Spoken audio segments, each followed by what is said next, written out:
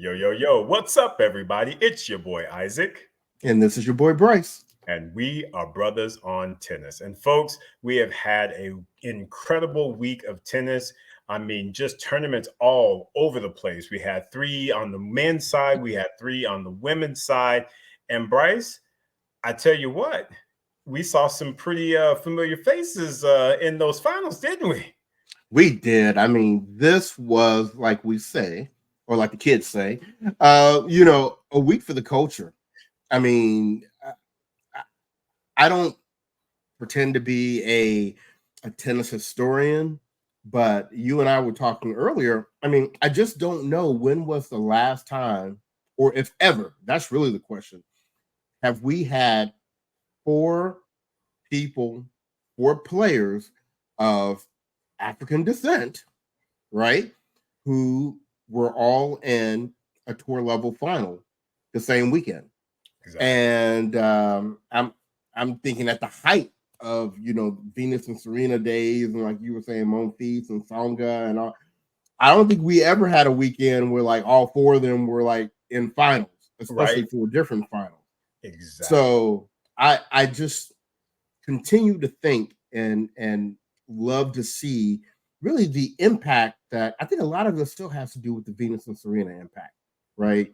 I think Absolutely. so many of the people of color that are playing today were motivated and inspired by the two of them, and we're really starting to see consistent fruits of that influence on the tours.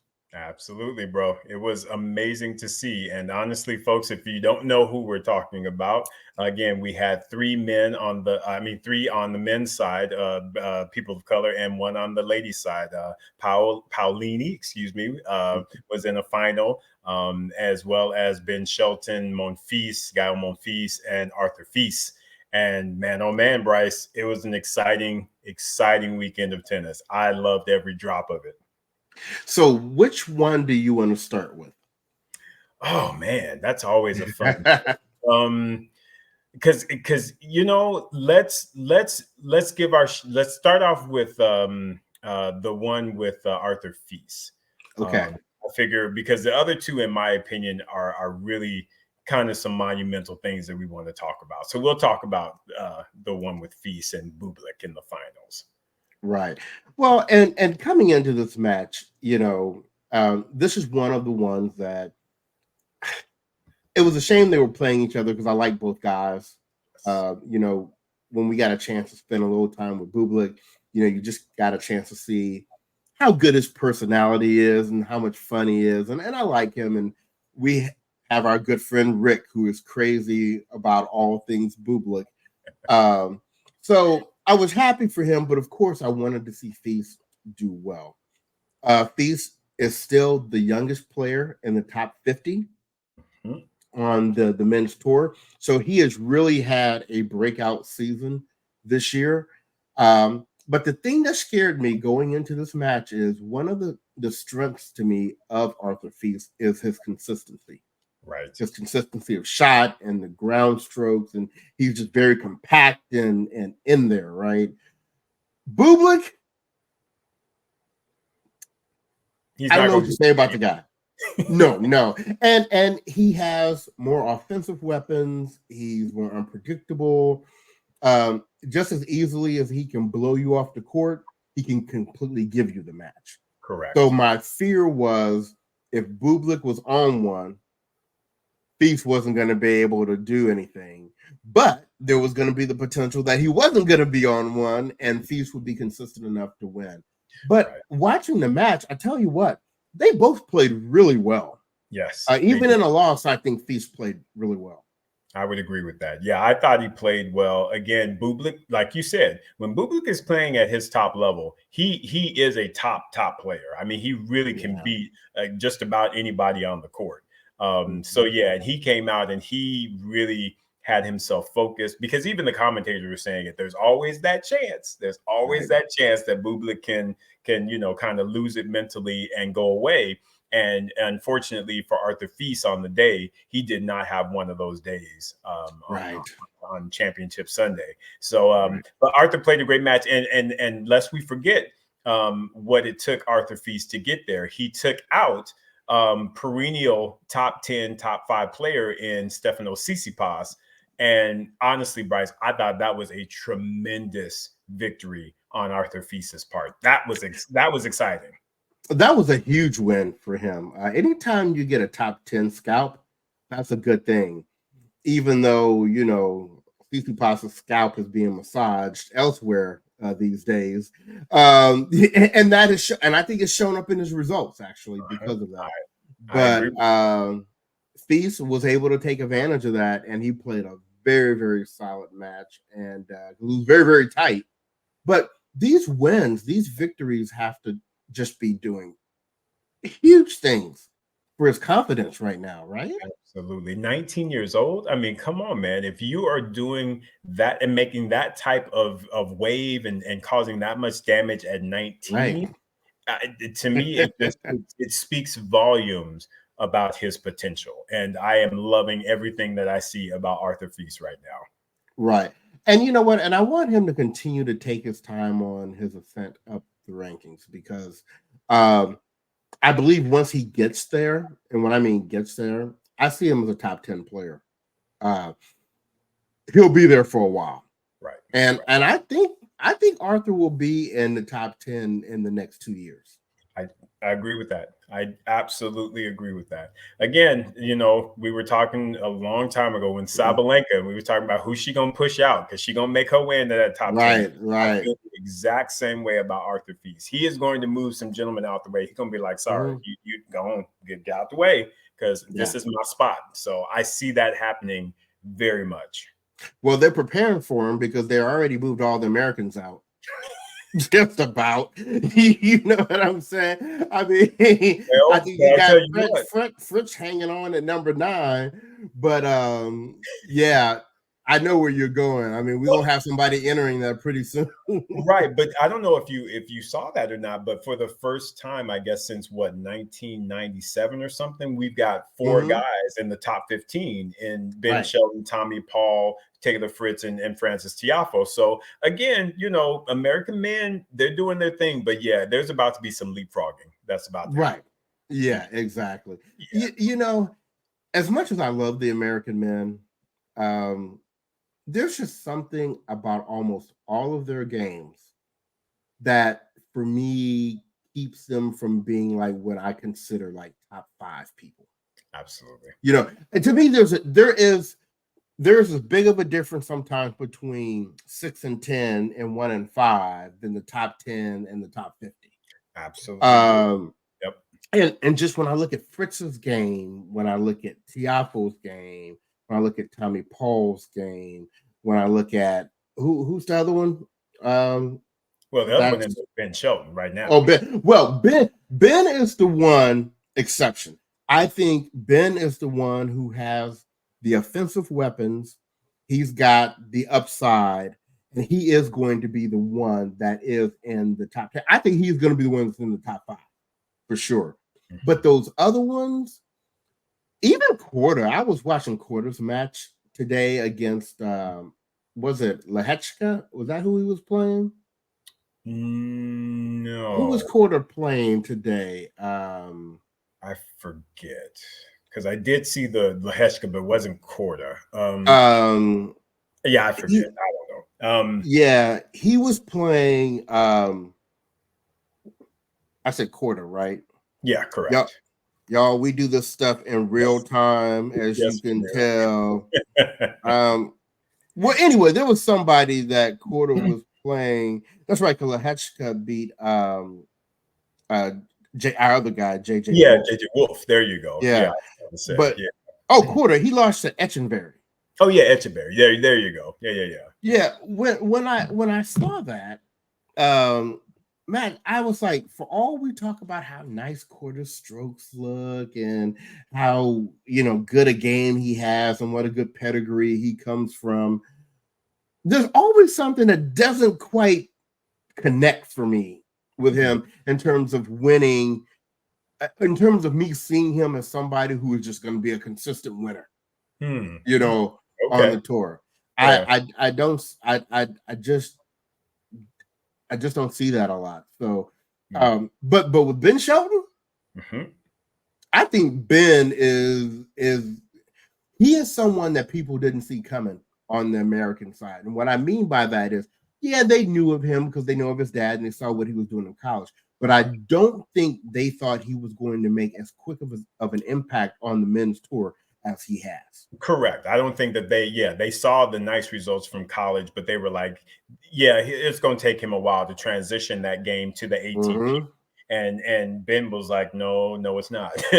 He's like, my firepower is good on every level, and he's quick witted. He's quick thinking. He knows how to use his leftiness. He knows how to use his power. Again, we've talked about Ben Shelton, in length. Ben has that X factor. Ben is a top 5 player, and he will be a top 5 player, barring any injuries. Ben Shelton will most definitely be contending for Grand Slams against Carlos Alcaraz, against Sinner, against Runa. He will be right there with those guys, battling it out to take Grand Slam titles. I absolutely believe that. Well, and it seems like we've kind of transitioned to the other final, which was the final that I was probably most torn in, because it was Ben Shelton against who I like to call, the person that we found, Aslan Karatsev, and it was good to see him playing his brand of tennis again, right? Exactly, Bryce. I mean, it's so good. His tennis is just, I love his tennis. I love his brand of tennis, those laser shots. He's just someone I enjoy watching play tennis. Just simply put, I enjoy watching him. Anytime he is on, I watch his matches because I just like watching him play. And again, one of the cleanest ball strikers in the game on the men's side for sure. But unfortunately for him, Ben was having none of it, and he was giving him all of it. Absolutely, all of this in this spot. And Bryce, it was a 500 level. I know. And I'll be honest with you, I was actually hoping that Karatsev won because you know how we have these. We always talk about who kind of needs it more at that moment. And I feel like Ben is already on this rise up. If he lost in the finals of a 500, that was still an amazing result for him, right? Right.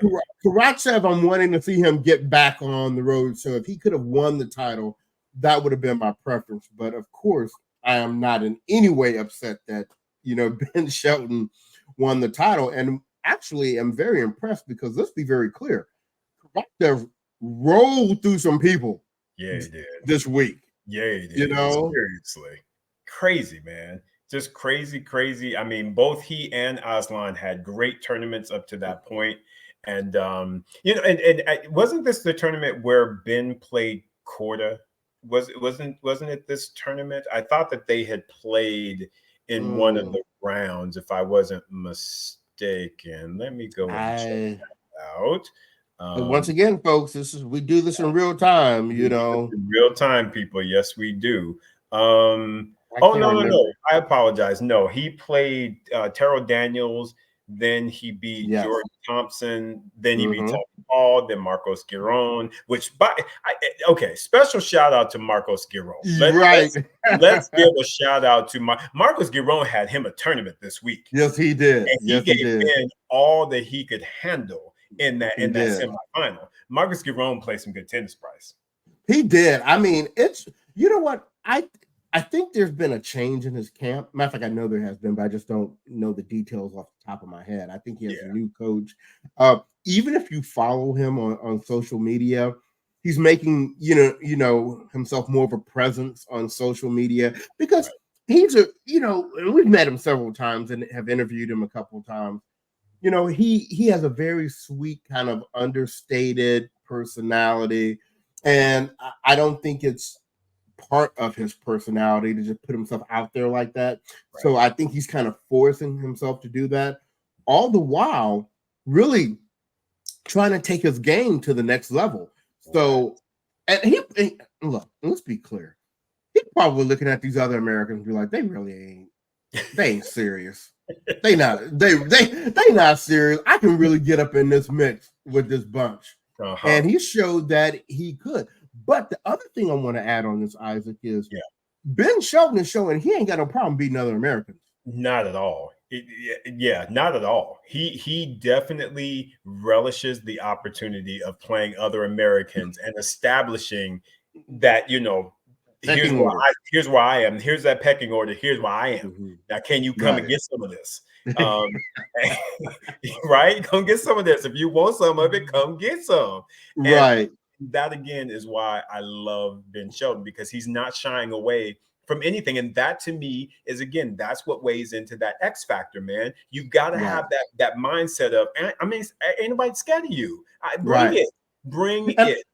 And I wonder, does any of that come from, maybe being used to playing against Americans on the collegiate tour? On the collegiate side, that's right. Right. So, I mean, we've talked a number of times about how when players on a tour play people from their own country, there are all these additional and extra elements that come into play, but apparently not for Ben Shelton.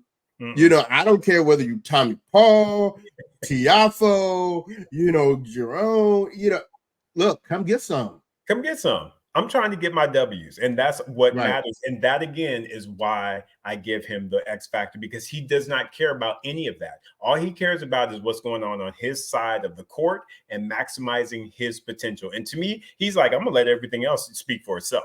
Yeah, he's brash. Yeah, he does all the come-ons and everything. But you know what? Hey, if you don't like it, do something about it. And that's what he's daring you to do. It's like, come get something then. You know what? And I'm not trying to start nothing. I'm going to go ahead and put it out here. I read this. I didn't write it. I just read it, and it made me go, Somebody said, have you ever noticed that, and especially in tennis, when Black folks are very outward and brash and, whatever, it's an issue. Right. But we can run the list of other players that do the same thing, if not worse, and it's just like, that's just how they are. Passionate. They're passionate. They care. The whole thing. And so when you really look at the things that Ben Shelton has done on court, and you compare them to your McEnroes and your Kyrgioses and all that kind of stuff, it's like, right? It's like, really? Exactly. Is it causing you that much grief? Do you need to go take something for that? Do you need some Umbrelvi or some Victorvi or Sky Rizzi or Jardiance or Balance for Nature or whatever it is you need? Go ahead and take that, because this kid is out here doing his thing, enjoying it. You can even look at his interactions with his camp and with his father, and just he's out there having a good time and doing well. So let's stop with all this hate, Exactly. I tell you who ain't paying attention to it, though, and that's Ben Shelton. Right. Ben's like, talk all you want. I am ascending, and I'm not gonna worry about you. I'm not gonna let you slow me down. And what's that? Ain't nothing gonna ain't nothing gonna break my stride. Yeah. Right. Gonna slow me down. Oh no, I gotta keep on moving. That is what Ben is doing. Ben is moving, bro. Go chase the serve. You know what I'm saying? You need something to do. Go chase the serve. Exactly. I'm sorry. I don't mean to make it ugly. So, no. But you speaking truth, and that's what's up. And so, Ben gets in there, does damage, gets him a first title on the ATP of 500. So he didn't skip the 250. He like, forget that 250 mess. I'm going to go after me at 500 and lock that down. Kudos to Ben Shelton, man. Awesome. Now, let's soul to soul. Let's keep it moving.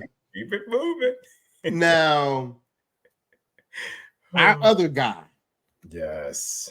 That we love, coming fresh off the heat from Labor Cup. Yes. Right? Come on. People trying to clown him. Labor Cup. Gael Monfils. Title in Stockholm. Title. 37. Second title there. 12 years apart. Mm-hmm. Had his mama there. Had his other mama there. He Hey, had mama there. right. He had I mean, and had fun doing it and had some really good wins this week to show that he's still there. You got to deal with Gael Monfils. Bryce, I tell you this, Bryce. We are, of course, ridiculous fans of Gael Monfils. Right, And right. I was loving every ounce of that tournament. I believe, and this is Mm-hmm. just, I don't feel as though I'm being overly, um, whatever the term is, but if Gael Monfils can continue to play Mm-hmm. at that level, I honestly believe that he has an opportunity to get back in the top 15. I really honestly Mm-hmm. believe. I really do. Now, top 10 will be tight, but Oh I yeah, believe yeah. that he could get top 15. I really think that he could be one of the top 16 seeds at one of the 2024 Grand Slams if he continues to ascend and play the focused level of tennis that he knows he can play. Again, that level of tennis where he was pre-pandemic when he almost Mm-hmm. beat Djokovic. Right. Monfils is still legit, bro. He is still a factor. He is still something to deal with. I am absolutely impressed by the fact that again he got up in there and just was like, I'm about to take this tournament and did it. Right. And I tell you what, you may still have people out there debating like who's the GOAT, Djokovic, Federer, Nadal. But like Paul Anacone said today on Tennis Channel, there is no debate. Gael Monfils is the GOAT in terms of the best tennis athlete of all time. And Absolutely. they and the fact that he's still doing things at the age of 37 that he was doing from back in the day, he's just a freak of nature. And Yes. then when you take that skill set and you put it into his tennis Mm-hmm. discipline, Yep. he's somebody you can't take lightly at all. And I think Monfils, after that Laver Cup Yeah. and Sadet, I think he was like, okay, I'm about to show y'all. Y'all want me to be serious? Yeah. Y'all want to see what I can really do? I'm gonna bring this for you. And I think you know what? What's gonna be a fun watch for me in Mm-hmm. 2024 is Petalina and Monfils. Yes. Yes. Because you know how you've always talked about what is it? Sakari and CC Paz, their results kind of push each other. Well, let's Yep. bring that in even closer, right? Into the same household. I Absolutely. have a feeling that is actually happening now I with agree. Svitolina and Monfils. Mm-hmm.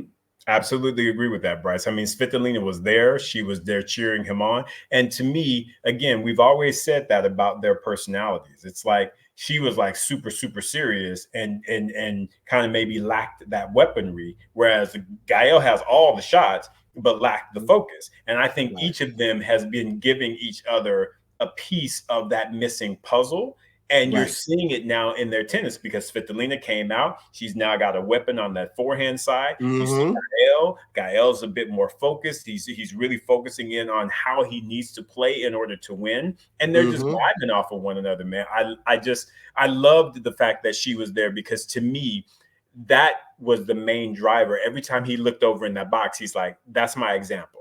That's what it means to be serious and be focused. That right there. So I need to do Right. that. And he did, bro. He did. There was no reason why he should not have won this tournament. It was amazing. Oh, absolutely. But can I say one thing though? Yeah.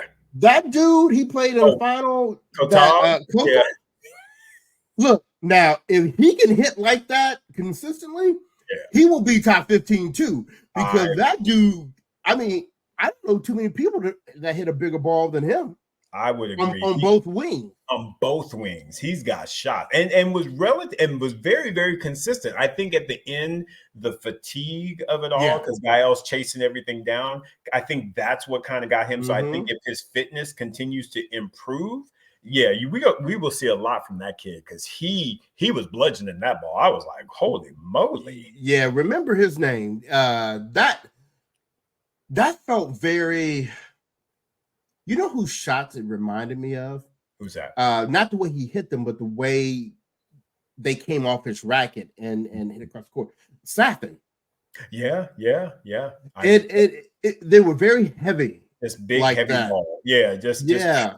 just shooting off the racket. Yep. And he had a number of upsets that week. So I think, if he had played someone who didn't have the skill set of Monfils, he may have won that tournament. I most definitely agree with that. And let's not forget, he had Monfils on the ropes in that. He did. So it was Monfils that took that focus of Monfils to be able to really get himself out of that match, because it wasn't a blowaway by any means. Right. No, that was great. So Monfils, Fils, and Blake. I mean, Ben. I always want to call him Blake Shelton, like I'm on the Blake. Like you're on the Ben Shelton. Y'all, this is real time. So those were our three guys, right? Yes. So our Nubian princess or queen was Paolini, yes, who was in the finals against Elise Mertens. Elise Mertens, that's right. And Elise was like, "We don't stop all this black stuff." She's like, "I got excited. I can appreciate that, but guess what? It ends today, sis. It ends today." Was like, "Girl, you look hungry. I appreciate that you that came out the gate swinging, but you know what? You look hungry now. So let's go on ahead and feed that appetite." That was, So shout out to Paolini, because she was the top seed, wasn't she? I think.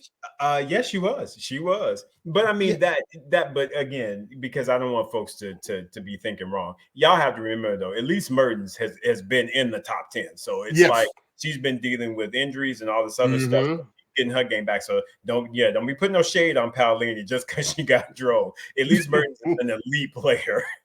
Right. Exactly. But you know what? I'm gonna tell you what. If people haven't been paying attention over the last 12 months, Paolini's been getting some pretty consistent results. And whenever she plays a player that can kind of go up and down, she's a dangerous player for them, because she gets a lot of balls back. And she puts some interest on some of those balls too. So she's had a great last year as well. Agree, man. She should definitely be happy about her 2023 and what she can expect from herself in 2024. She's played some good tennis, really good tennis. And you're in, like how you say sometimes, like people like pocket size. I remember when we saw her when she was standing next to me at the City Taste of Tennis event in New York, and I just felt like I could just pick her up and put her in my pocket, and just roll, So she's a little thing, but she gets out there and gets after it, right? She gets after it though, man. She hits a really good ball again, very consistent, very passionate. I love Paolini. She is just a really, really great competitor and great person. I really am hoping good things for her. Definitely going into the 2024 season. That's for sure. Right. Yeah. Now, kind of outside of the culture, we had we had one of our crazy favorites, Siniakova, or Siniakova, or however you pronounce it. Yep. Look, she not too long ago came back off of injury. Correct. And she's been showing she's pretty much back. Yeah. She took the title. Like I said, she's someone that, again, I feel like she actually has a relatively good singles game. I feel as though she's kind of underachieved at this point, but it's nice to see that she's, showing that, hey, I'm not just a double specialist. I can get it done on the singles courts as well. So it was good to see. Real good to see. Sorry for Bushkova. She was crying in the final because she just, because she knew that was hers. She had, in fact, a couple match points. I think Siniakova had her leg was taped, so she was actually not 100%. And Bushkova was like, this was her tournament, and she just unfortunately let those opportunities go. And when she couldn't even get to the handshake without them tears flowing. So I felt bad for her.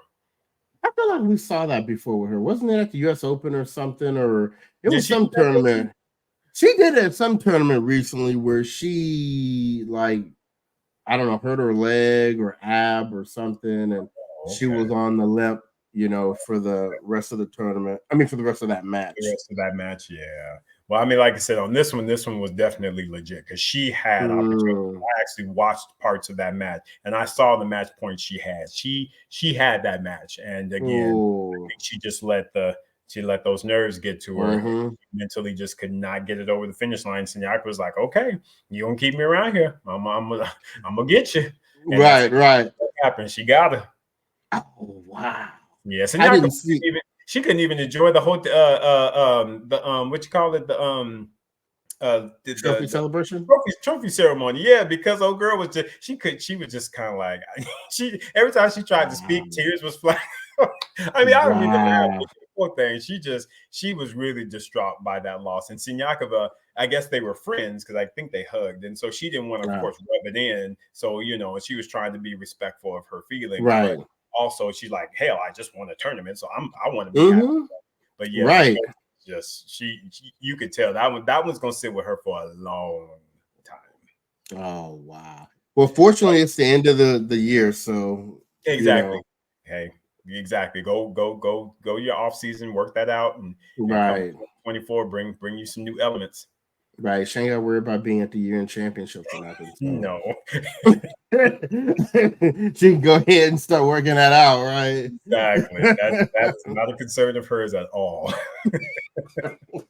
She not watching and see how other people do this week, is she? I'm sorry. That is all but the truth. That's what that is.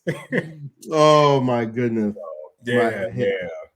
My head is hurt. But you know what? That makes me think of another situation. Yeah. So, Taylor Fritz, who ended up losing to somebody named after a piece of sushi, ended up, basically kicking his own self out of the year-end championship, and I know he's looking this week for somebody to try to hook him up, but if he doesn't make it up there, we will not have an American at the year-end championship.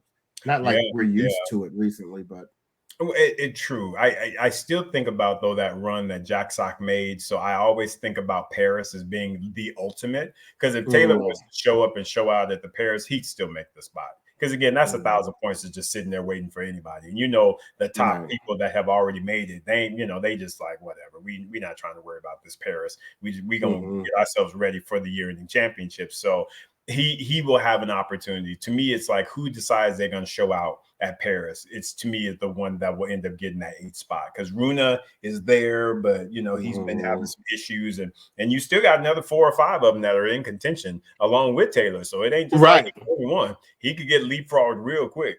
I think somebody was Prakash, I think, or what's the coach name? The coach of Taylor. Michael Russell. No, the spiritual coach. Spiritual coach? The commentator. Paul Anagon? Yeah. Oh. Yes, that guy. Y'all that ain't 50 yet, this is what y'all got to look forward to. This is what you got to look forward to, yes. But yeah, one of them, either he or Prakash, were saying that they were feeling like there was going to be some leapfrogging going on. Potentially. Yeah. Quietly, like I said, getting back to Ben Shelton. Ben Shelton might end up being the #1 American going into 2024. You very well, but you know what? It would be well deserved.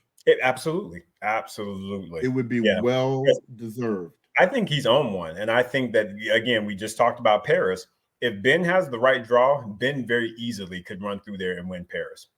And he would leapfrog every single one of the Americans in the process. And let me tell you what's going to happen in this offseason. He's going to leapfrog all these other Americans in endorsements too. Because he's already sported Roger Federer's brand, right? Yeah. And because he has a personality versus the other Americans, I mean, Tiafoe has a personality. But you've got Ben, he for Team Light Skin. He got the big personality. He got the Federer in the camp. He's got the big old smile. He got the whole hang up phone thing. Look, there are people waiting to talk to him after his last match this year. You're right. You're right. And so just get ready when you're watching commercials next year on the tennis channel. You're gonna see a whole lot of Coco Gauff and a whole lot of Ben Shelton. And I don't have a problem with that. I do not have a problem with that at all. Give those two to me all day, every day, twice on Sunday. I will take it. Who else you putting up there? No, nobody else. Nobody. Yeah, those are going to be those. Like I said, I think Tiafoe will still try to kind of make some inroads, and hopefully so. But yeah, as far as I think with Taylor and with Tommy, they're pretty low key anyway. So I don't think that you're going to see a lot of endorsement stuff coming from them. And even with Korda, again, he's moving up, but as far as just brand ambassador, I don't know that I would see really, really major outlets going after a Korda, at least not yet. Who's gonna go buy something because they saw Korda at it? I mean, I'm just saying. I'm just being real. Like, I saw Peter Korda rocking this headband. That's who I want to be like. Hey, again, we are only speaking for the culture. We do not know there is other. So we just gonna leave that right there. We're gonna drop that nugget and leave that right there. Oh boy. I should have put the air down lower in here because I was getting high. I